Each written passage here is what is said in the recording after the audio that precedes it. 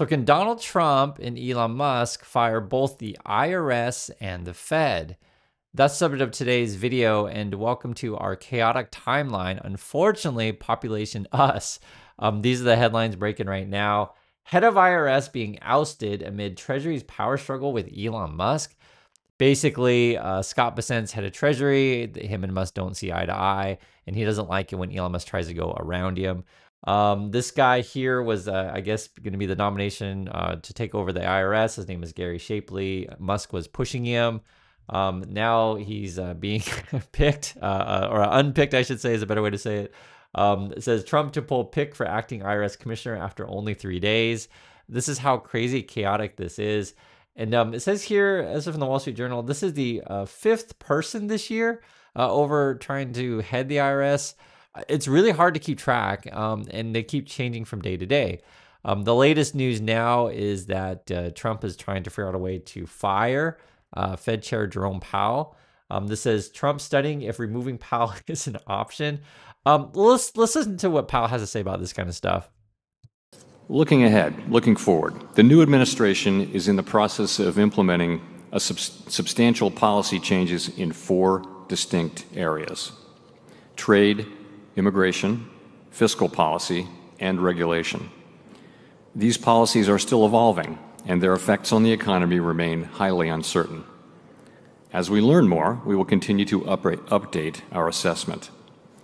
The level of tariff increases announced so far is significantly larger than anticipated, and the same is likely to be true of the economic effects, which will include higher inflation and slower growth. Both survey and market-based measures of near-term inflation expectations have moved up significantly, with survey participants pointing to tariffs. Right. So basically, Federal Chair Jerome Powell's like, hey, we talked to everybody. Everyone says the same thing. Those Trump and those tariffs are going to make inflation worse. Things are going to cost more money, right? And then we're worried about growth. So none of this is surprising per se. But the thing is, like, Trump doesn't like to hear bad news, and he only wants to surround himself with essentially yes people and people that tell him what he wants to hear. Think of it like Trump is that old mad king, and he wants a bunch of worm tongues around him. Essentially, here's Trump right here talking about Federal Chair Jerome Powell. Have a listen to this. Jerome Powell, you said that the termination of Jerome Powell cannot come fast enough. He says he won't leave even if you ask him to. Oh, he'll leave. If I ask him to, he'll be out of there. But I don't think he's doing the job. He's too late, always too late, a little slow, and I'm not happy with him.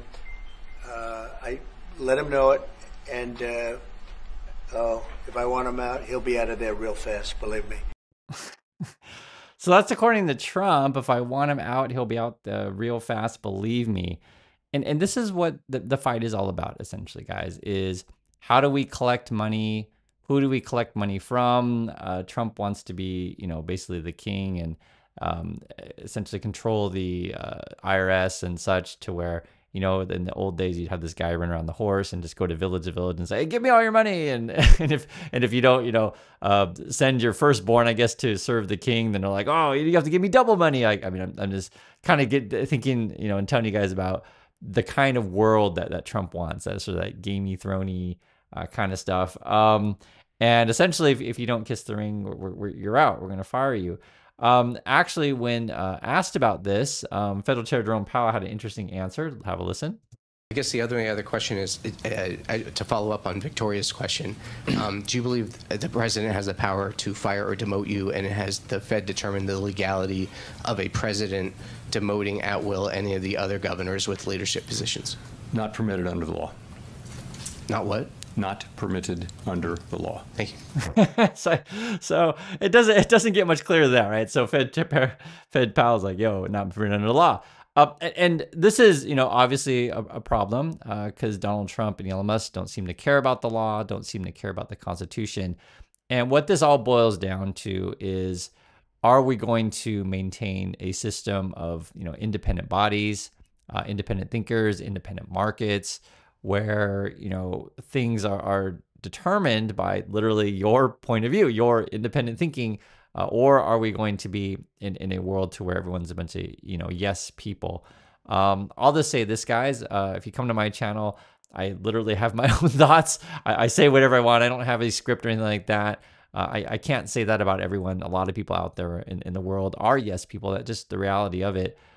Because they feel like they just want to kiss the ring and oh, well, if I kiss the ring, I can benefit, etc. But I personally don't believe that stuff. I think everyone has a right to, self-determination. You have a right to think however you want.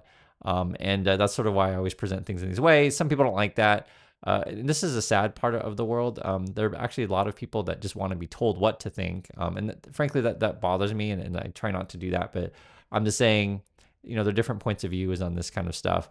Elizabeth Warren has some thoughts about, independent markets and firing the Fed and stuff. She has to say. But I really want to make a pitch here for a second about the importance of Powell staying in his job. Look, and it's unusual coming from you. You're very critical of him. I have tangled with him on a regular basis about both regulations and interest rates. But understand this. If Chairman Powell can be fired by the President of the United States, it will crash the markets in the United States. The infrastructure that keeps this stock market strong, and therefore a big part of our economy strong, and therefore a big part of the world economy strong, is the idea that the big pieces move independent of the politics, that somebody is making his, their, her best decisions economically and independently. And I obviously, I'll just say this. I agree with, these ideas that people should make decisions, based on their own data, make independent, things. The Fed should remain independent. Trump and Musk, they want to politicize everything. And it becomes a problem when the most important, criteria for say people like Trump and Musk is when they hire people, pick people, et cetera, is, are you loyal to me and that you look a certain way? I mean, that's essentially what it ends up being. And for Trump, it's like, and if you're from Florida and give me money to my golf course, under the table, even better. I mean, that's the world that they want. And then suddenly you can't trust anything, right? If everything's about gangster loyalty, you can't trust what, books are from various companies because, oh, well, they can lie in their books because they paid off Trump, right? You can't trust, say, something like Tesla sales when they bring out their forecast, and because we all know it'll be bogus. And I mention that because if you listen to Trump and Musk, they complain about regulation, they complain about the law. They want to basically, remove any kind of oversight, and it becomes a real problem. And so traditionally, right, in the past, I don't know, we'll call it 50 or so years, whatever. I mean, you can pick an exact date. I'll let you guys decide on the date. But if you compare the U.S. markets to other markets, because we, have publicly traded, companies where you can look at their books, they'll do earnings calls, make statements, and if people don't say the truth, in the past at least, they would be called out on that and face the consequences. If we go into a world where there's no consequences for any lies that Musk will say about his companies or whatever CEOs, for example, if you guys remember the Nikola case, that was like a electric truck company, and basically they were falsely advertising the car didn't work or the truck didn't work the way that they said it would, and they just rolled it down the hills. Like, hey, our thing works. It rolls down hills, right? They didn't tell you that part, that it's just rolling down the hill. And so ultimately, Trevor Milton was charged with fraud. I think Trump ultimately pardoned the guy, which is kind of ridiculous. But that's the world that we live in. And Elizabeth Warren makes the case that our markets would totally crash.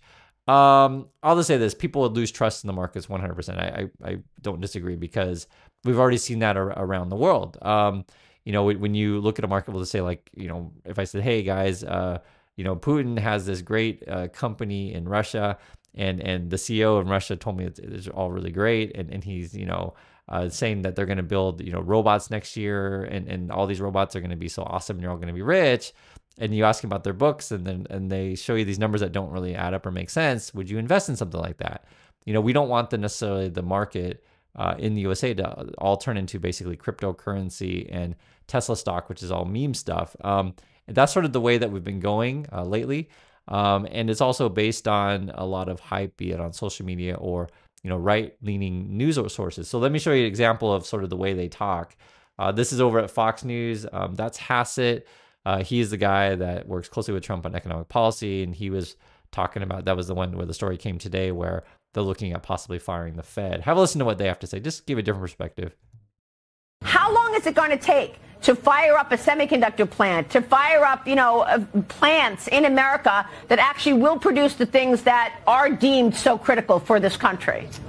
Everybody that the president has talked to in this space has made commitments, big commitments, hundreds of billions of dollars, up to trillions of dollars to on. So like the way they talk, like what do you read numbers? Okay, guys, look at all these companies that made all these commitments. We got hundreds of billions. Now we've got trillions. Like the way they talk, because they know their viewers don't understand basic numbers, they just pull a bunch of crap out of their butt. That's essentially what they do. And so if our markets become this kind of clown show, you really can't trust anything that any of these, companies or officials say. And it becomes very difficult to invest if it's all smoke and mirrors. Listen some more. I just want you guys to be able to call this stuff out, and you'll see the difference in the way that people talk.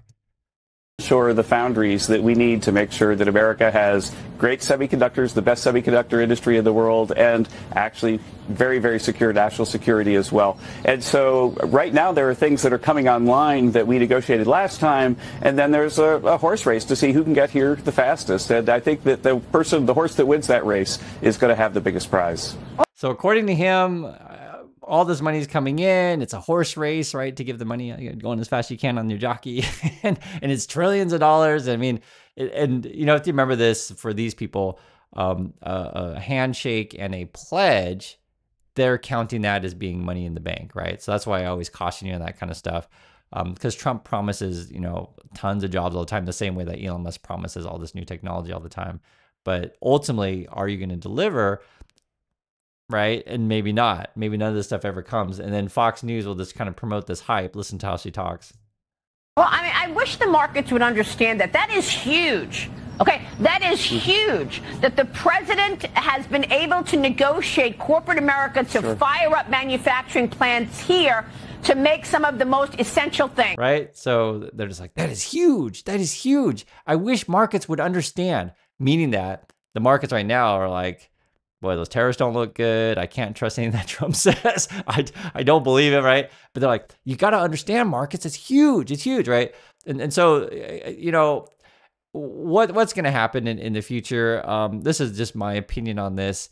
Trump's going to keep calling and clamoring to fire the Fed. He's going to want to try to reorganize our banking system. You've seen that already, because you'll see it in individual headlines to where like, are we going to let crypto be traded more easily?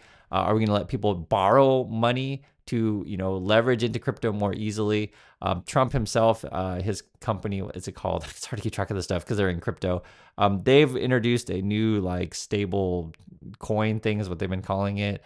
I think, it escapes me. I can't keep track of all it. I know that Melania has a meme coin. I know Trump has a meme coin. Now they want to do a stable coin and tie that to the dollar. And then I also know Musk wants to do more financial transactions through X.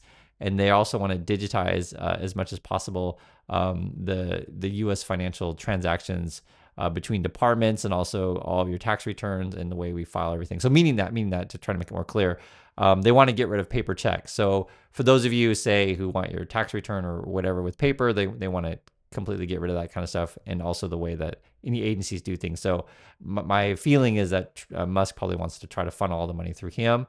And then when they end up collecting whatever money they're going to collect from either their IRS thing or that ERS thing, which they've been floating around to collect the tariff money, it's going to go into their slush fund / sovereign wealth fund.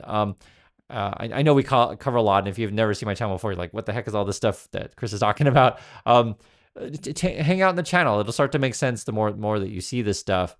And you'll realize like how chaotic and crazy these people are, because for those of you who've been following markets, for a long time, that it's pretty nuts to talk the way that they do. But I guess the way that it is sort of, we're in this chaotic timeline where the essentially the boiling frog, and you just keep raising the temperature, up and up and until we boil, and which I don't want to go that route. But this is why we try to stay informed and let you guys know what's going on. And not everyone is a yes person or yes, a lackey, however you want to call it. A lot of us still do have independent thinking and will push back. So that's my thoughts on this stuff. Please be careful out there, everyone. And I'll catch you on the next video.